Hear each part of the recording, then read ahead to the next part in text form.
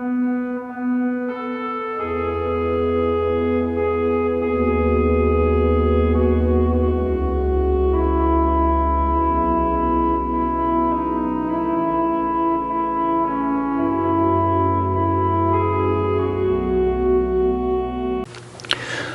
함께 볼 하나님의 말씀은 구약 182쪽 레위기 23장 9절에서 14절의 말씀입니다. 레위기 23장 9절에서 14절까지의 말씀 함께 봅니다. 여호와께서 모세에게 말씀하여 이르시되 이스라엘 자손에게 말하여 이르라.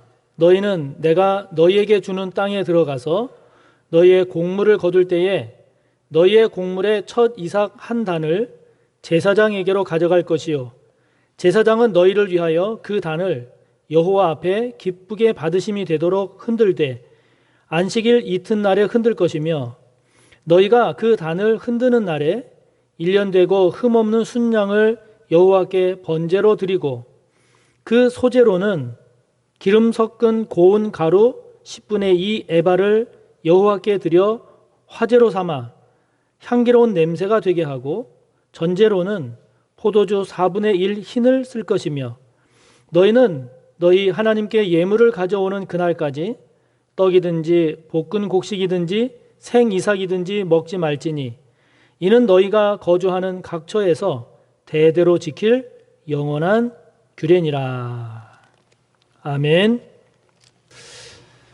자, 이어지고 있는 레위기 산책, 오늘 우리가 함께 나눌 내용은 첫 곡식단을 바치는 절기에 관한 내용을 오늘 함께 나누려고 합니다. 첫 곡식단을 바치는 절기이기 때문에 이것을 초실절 이렇게 부르기도 하는데요. 3, 4월 즉 봄에 그 첫 수확물로 보리를 수확하게 되는데 이 보리를 수확할 때 그 보리의 첫 곡식단을 하나님께 바치는 의미로 이 초실절이라고 부르기도 합니다. 그런데 이 초실절은 여름에 밀을 수확할 때 우리가 지키는 그 맥추절도 이제 초실절이라고 하기도 하는데요. 그때 그 초실절은 이제 여름에 그 밀 수확할 때의 그 밀의 첫 수확 곡식단을 하나님께 드린다. 그래서 이제 초실절이라고 이름을 부르기도 하는데, 그래서 이거를 굳이 구분하자면 오늘 우리가 함께 보는 본문은 보리를 수확할 때에 드리는 초실절로서의 이른 초실절, 맥추절인 의미로서의 초실절일 때는 늦은 초실절, 이렇게 구분하면 되겠습니다. 자, 오늘 첫 곡식단을 하나님께 바치는 이 절기의 내용, 자, 오늘 본문을 다시 한번 함께 보면서 이 절기의 내용을 살펴보겠습니다. 9절부터 보면 이렇게 말씀하십니다. 여호와께서 모세에게 말씀하여 이르시되 이스라엘 자손에게 말하여 이르라. 너희는 내가 너희에게 주는 땅이니까 지금 광야 생활하고 있는 광야가 아니라 이제 들어갈 가나안 땅을 말하는 거죠. 그 땅에 들어가서 너희가 곡물을 거둘 때, 보리를 의미하죠. 곡물을 거둘 때 너희의 곡물의 첫 이삭 한 단을 제사장에게로 가져갈 것이요 제사장은 너희를 위하여 그 단을 여호와 앞에 기쁘게 받으심이 되도록 흔들되, 이 흔드는 걸 우리가 이제 요제라고 하지 않았습니까? 흔들되 안식일 이튿날에 흔들 것이며, 그러니까 이 절기를 언제 지켜야 된다라고 하는 그 절기의 시기를 말씀하고 있죠.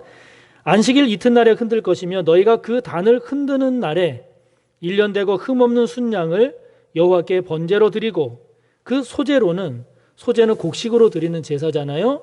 그 소제로는 기름 섞은 고운 가루 10분의 2 에바, 약 4리터 정도가 됩니다.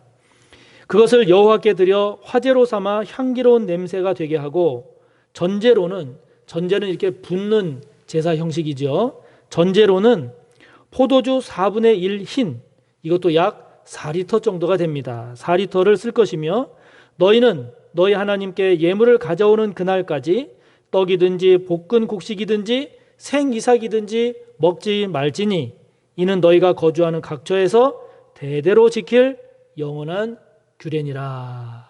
아멘. 자, 하나님 이렇게 말씀하셨는데, 자, 이것을 좀 더 정리를 해봅시다. 이 절기의 내용에는 크게 네 가지 내용이 들어있는데요.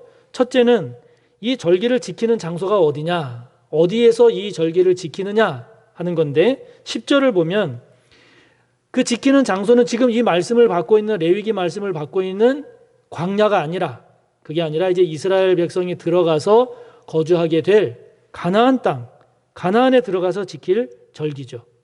두 번째, 이 절기의 내용, 언제 지킬 것이냐, 지키는 시기는 10절에 나오는 말씀처럼 곡물을 처음 거둘 때입니다. 여기서의 곡물은 보리죠.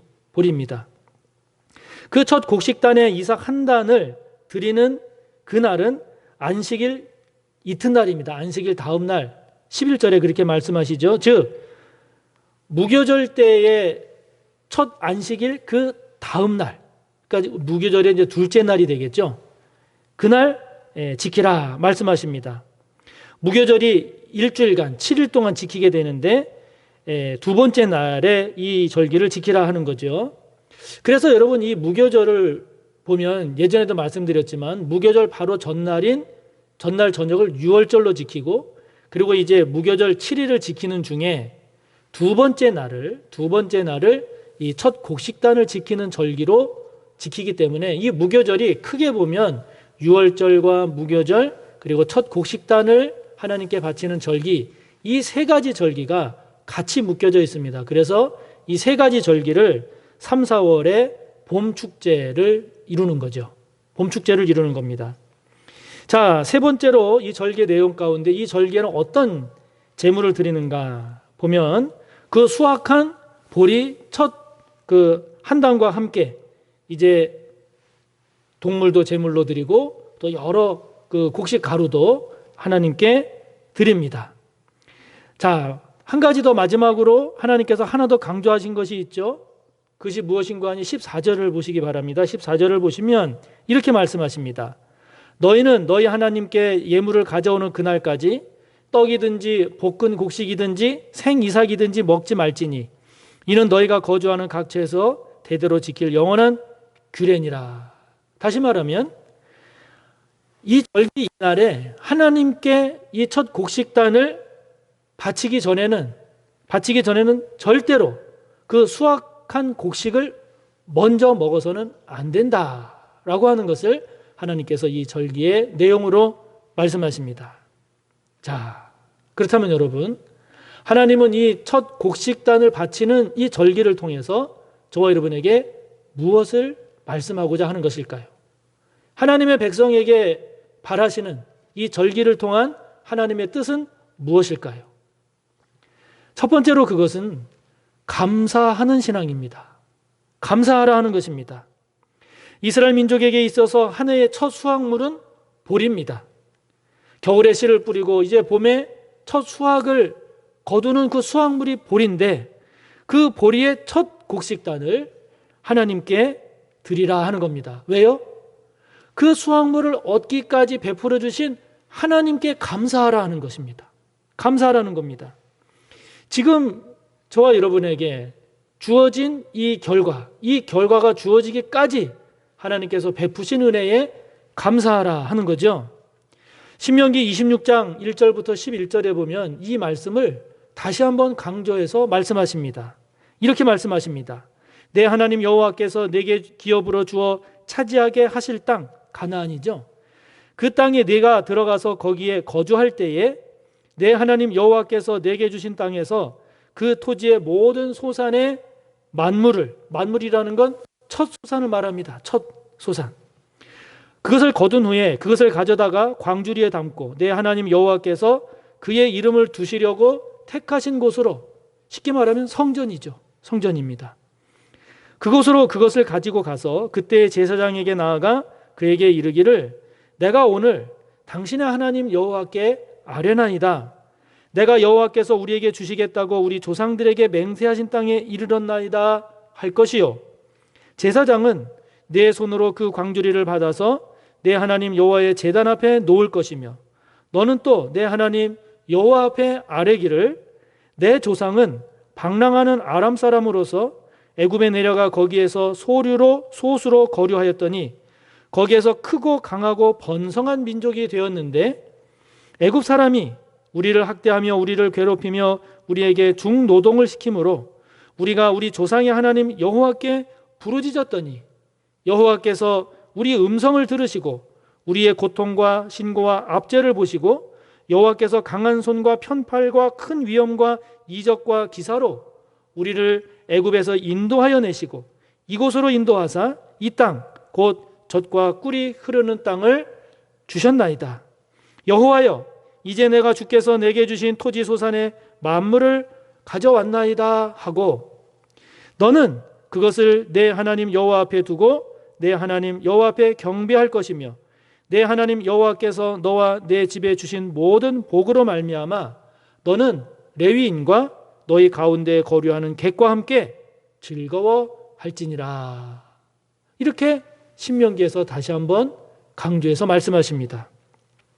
자, 여러분, 우리가 애쓰고 힘쓰고 땀 흘려서 우리가 얻은 크고 작은 그런 결과들, 그 열매들, 우리가 많이 애쓰고 힘쓰고 땀을 흘렸지만 그러나 그 과정이 하나님께서 베풀어 주신 은혜임을 고백하는 신앙, 그런 은혜를 베풀어 주신 하나님께 감사하는 신앙, 여러분 이게 얼마나 귀한 신앙인지 모릅니다. 내 노력이 들어가 있습니다. 내 땀이 들어가 있습니다. 내 열심이 들어가 있지만 그러나 그 모든 과정이 어떤 때는 사람을 통해서, 어떤 때는 환경을 통해서, 어떤 때는 날씨뿐만 아니라 하나님께서 그 모든 과정을 통해서 역사하신 하나님의 은혜임을, 그 은혜의 결과임을 고백하는, 하나님께 그래서 감사드리는 이 감사의 신앙, 이것이 얼마나 복된 것인지 모릅니다. 하나님은 이것을 기뻐하시고 그런 자의 삶을 복되게 하시겠다 하는 거죠. 그러므로 우리가 무엇인가 얻은 결과에 대해서 지금 잘 되었을지라도, 아니 앞으로 더 잘 된다 할지라도 그것이 내 능력의 결과, 내 지혜의 결과다 이렇게 교만하지 말고 하나님께 언제나 먼저 감사하는 신앙, 언제나 하나님께 감사를 고백하는 저와 여러분의 신앙이 되시기를 바랍니다. 그렇게 하나님께 영광을 돌리는, 감사하는 하나님의 백성이 저와 여러분 꼭 되시기를 바랍니다. 첫 수확, 이 첫 수확인 이 보리 한 단을 하나님께 이렇게 바치는 것은요, 지금까지 수확한 이 수확에 대한 감사이면서 동시에 앞으로 수확할 것, 이제 여름에 밀, 가을에 과일에 이르기까지 앞으로 한 해 동안 거두어드릴 수확에 대한 미리 감사이기도 한 겁니다. 그래서 이 감사는, 이 절기에 드리는 감사는 이미 수확한 이 수확에 대한 사후적인 감사이면서 동시에 앞으로 하나님께서 베풀어 주실 은혜에 대한 미리 감사, 사전 감사이기도 한 거죠. 우리는 보통 이미 되어진 일에 대해서 감사를 많이 하지 않습니까? 감사를 많이 하지 될 것을 바라보면서 미리 감사하는 경우는 많지 않아요. 많지 않습니다. 보리 수확을 보면서 이때까지 은혜를 베푸신 하나님께서 앞으로 남은 농사에서도 같은 은혜를 베풀어 주실 것이다 라고 하는 이런 하나님에 대한 믿음, 하나님께서 베풀어 주실 은혜에 대한 그 감사, 이것을 미리 하나님 앞에 올려드리는 이 신앙, 얼마나 귀합니까? 얼마나 귀합니까? 저와 여러분에게 사후 감사만이 아닌 미리 감사, 사전 감사의 이 신앙이 저와 여러분 가운데 가득하시기를 바랍니다. 두 번째로 하나님께서 이 절기를 통해서 말씀하시는 게 무엇일까? 그것은 하나님의 주권을 인정하라 하는 겁니다. 하나님의 주권을 인정하는 신앙입니다. 다시 말하면 하나님께서 나의 주인 되심을 인정하는 겁니다. 고백하는 겁니다. 자, 여러분 14절을 보시기 바랍니다. 14절은 이렇게 말씀합니다. 너희는 너희 하나님께 예물을 가져오는 그날까지 떡이든지 볶은 곡식이든지 생 이삭이든지 먹지 말지니 이는 너희가 거주하는 각처에서 대대로 지킬 영원한 규례니라. 아멘. 무슨 말씀인가요? 그 보리를 수확해서 그 첫 곡식단인 그 보리 이삭 하나를 하나님께 바칠 때 이것을 하나님께 바치기 전에는 그 수확한 그 보리 수확에 대해서 그것에 대해서 떡을 만들어 먹어서도 안 되고 볶아서도 안 되고 그것을 생으로 먹어서도 안 된다 하는 것입니다. 다시 말하면 반드시 먼저 하나님께 드리고 하나님께 드리고 나서 그리고 나서 뭐 떡을 만들어 먹든지 볶아서 먹든지 생으로 먹든지 그렇게 하라 하는 것이죠.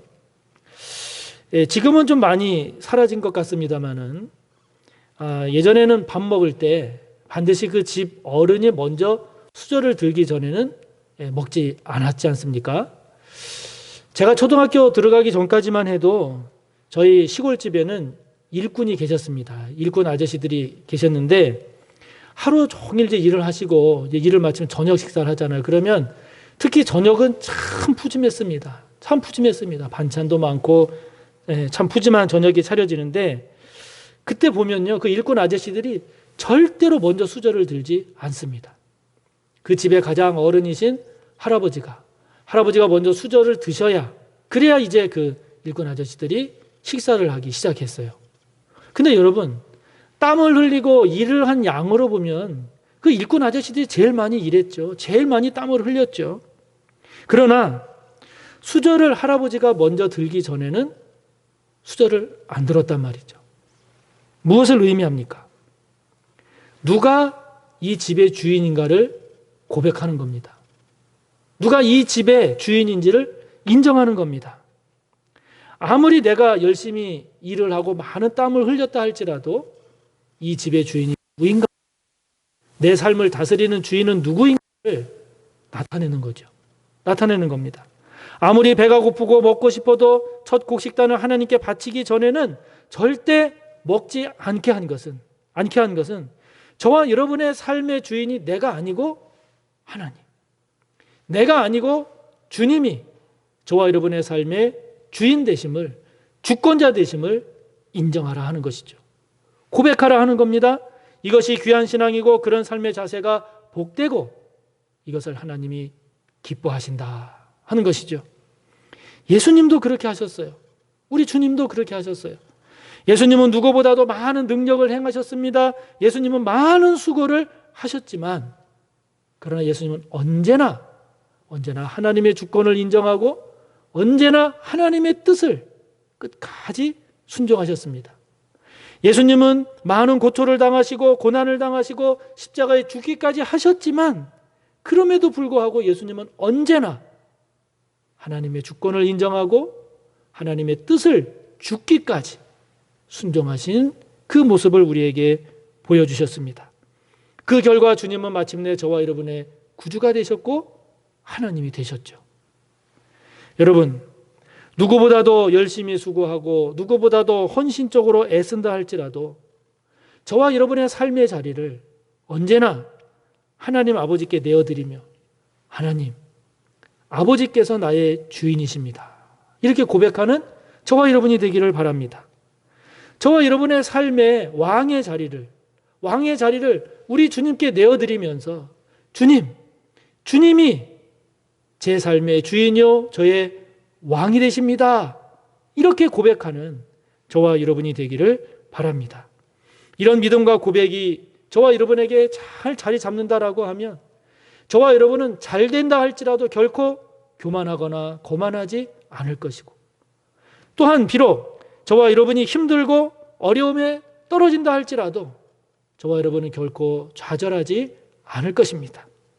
그런 저와 여러분을 하나님은 보다 더 건강한 그리스도인으로 보다 더 성숙한 하나님의 백성으로 그렇게 인도하실 줄 믿습니다. 저와 여러분 꼭 그런 하나님의 백성이 되시기를 바랍니다.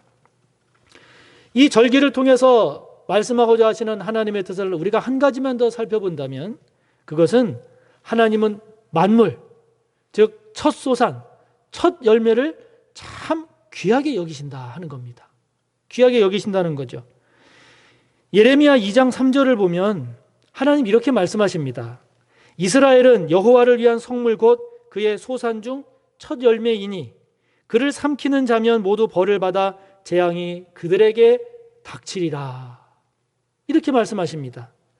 하나님은 이스라엘을 첫 열매로 말씀하시면서 참 나에게는 귀한 존재다라고 말씀하시는 거죠. 출애굽기 12장에 애굽의 그 10재앙 가운데 그 마지막 10번째 재앙, 제일 무서운 재앙을 장자의 죽음의 재앙, 그걸 내리셨습니다. 그래서 하나님은 그 장자의 죽음 재앙 그 이후로 하나님은 장자를 포함해서 모든 동물의 첫 태생, 첫 것은 그것은 하나님 당신의 것이라고 출애굽기 34장 19절을 보면 하나님께서 분명히 말씀하십니다. 그래서 하나님은 그만큼 처음 것, 첫 소산, 첫 열매를 귀하게 여기심을 알 수 있습니다.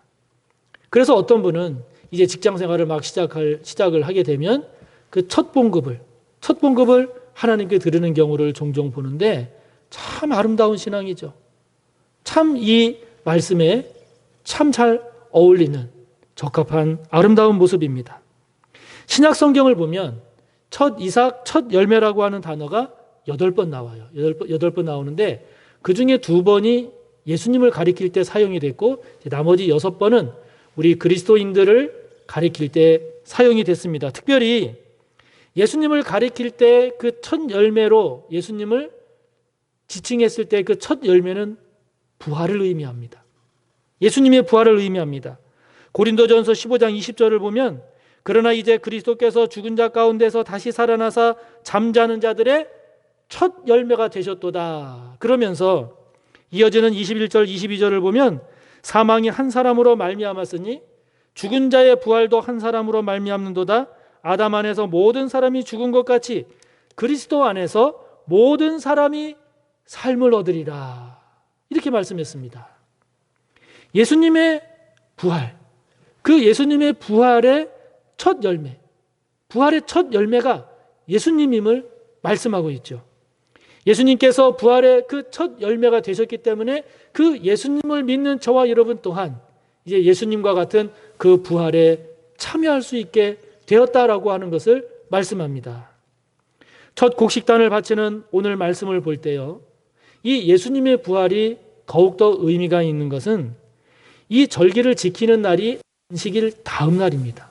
안식일 다음 날인데 예수님께서 부활하신 그 부활의 날이 바로 안식일 다음 날인 거죠. 다음 날인 겁니다. 그렇기 때문에 예수님은 저와 여러분의 진정한 첫 열매가, 그리고 하나님께 드려진 첫 열매가 되시는 거죠. 할렐루야, 할렐루야. 하나님은 왜 이렇게 첫 열매, 첫 소산을 귀하게 여기실까요? 그 이유가 뭘까요? 그것은 하나님께서 이 모든 만물의 근원이 되시기 때문입니다. 근원이 되시기 때문입니다. 그리고 그 처음 것은 이제 그 뒤를 대표하는 첫 열매는 바로 그 뒤를 나타내는 열매를 대표하기 때문에 하나님께서는 그 첫 열매, 첫 소산을 귀하게 여기시는 거죠. 그러므로 저와 여러분, 우리 모두에게 바라기는 우리 주님께서 첫 열매가 되셨듯이, 부활의 첫 열매가 되신 것처럼 저와 여러분 각자도 하나님 앞에 첫 열매, 하나님 앞에서의 첫 소산, 즉 장자의 그 의식을 가지시기를 바랍니다. 하나님께서 저와 여러분을 향하여 첫 열매 같은 그러한 하나님의 백성으로 여기실 수 있는 저와 여러분이 되기를 바랍니다. 그래서 여러분, 감사도 누가 하니까 나도 감사한다, 이게 아니라 여러분이 먼저 감사하는 감사의 첫 열매가 되시기 바랍니다. 믿음도 누가 믿으니까 믿는 것이 아니라 여러분이 그 믿음의 첫 열매가 되시기 바랍니다. 무슨 일에 봉사하고 충성하고 헌신하는 것도 누가 하면 하고 누가 안 하면 안 하고 그것이 아니라 여러분이 첫 열매가 되시기 바랍니다. 이것이 첫 소산, 첫 열매, 하나님 앞에서의 첫 열매 의식, 장자 의식이죠. 이 의식이 저와 여러분 가운데 있기를 바랍니다. 이런 첫 열매, 장자 의식은 세상을 따라가는, 사람을 따라가는 신앙이 아니라 이것은 하나님을 따르는, 주님을 쫓는, 하나님의 말씀에 순종하는 그런 신앙입니다. 예수님이 우리의 첫 열매요, 하나님께 첫 열매가 되신 것처럼 저와 여러분도 그런 첫 열매 의식, 그런 장자 의식을 가지고 하나님 앞에서 살아가는 저와 여러분이 되기를 바랍니다. 하나님께서 나를 그만큼 귀하게 여기신다. 하나님께서 첫 열매 되기를 원하시는 나를 하나님께서 그렇게 귀하게 여기신다. 복되게 여기신다. 라고 여러분 기억하면서 이제 저와 여러분, 나는 하나님의 장자요, 나는 하나님의 첫 열매다라고 하는 이 의식으로 사는 저와 여러분이 되기를 바랍니다. 첫 곡식단을 바치는 이 절기를 통해 저와 여러분 가운데 하나님께 감사하는 신앙, 저와 여러분의 모든 삶을 하나님께서 주관하신다는 하나님의 주권을 인정하는 신앙, 누가 해서가 아니라 하나님 앞에서 언제나 첫 열매, 장자 의식을 가지고 하나님 앞에서 살아가는 저와 여러분 모두가 되시기를 주님의 이름으로 축복합니다. 기도하겠습니다. 하나님 아버지, 감사합니다. 오늘 첫 곡식단을 하나님께 바치는 이 절기 신앙을 통해 아버지 하나님 앞에 감사하는 저희들 되게 하옵소서. 아버지 하나님, 하나님을 우리의 삶의 주관자요 주권자로 인정하며 사는 저희들 되게 하여 주시옵소서. 무엇보다도 주님이 그렇게 하셨던 것처럼 하나님 앞에서 장자로, 그리고 첫 열매라고 하는 그런 의식과 그런 성숙함으로 잘 살아가는 우리 모두가 꼭 되게 하여 주옵소서. 예수님의 이름으로 기도하옵나이다. 아멘.